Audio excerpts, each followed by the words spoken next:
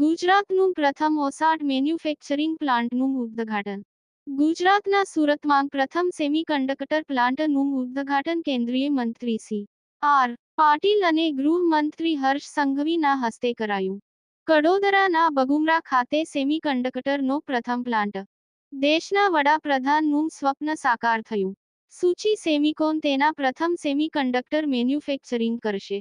ઓસાડ outsourced semiconductor assembly અને test સુવિધા 30,000 ચોરસ ફૂટમાં ફેલાયેલી દરરોજ 3 મિલિયન ચિપ્સનું ઉત્પાદન કરશે. જે કન્ઝ્યુમર ઇલેક્ટ્રોનિક્સ, મોટોમોટિવ અને ટેલિકોમ્યુનિકેશન્સ જેવા ઉદ્યોગોને સેવા આપશે. કંપની ઉદ્ઘાટન પ્રસંગમાં પ્રદેશ અધ્યક્ષ સી. આર. પાટીલ, ગૃહ રાજ્ય મંત્રી હર્ષ સંઘવી, બારડોલી ધારાસભ્ય ઈશ્વર પરમારે હાજરી આપી.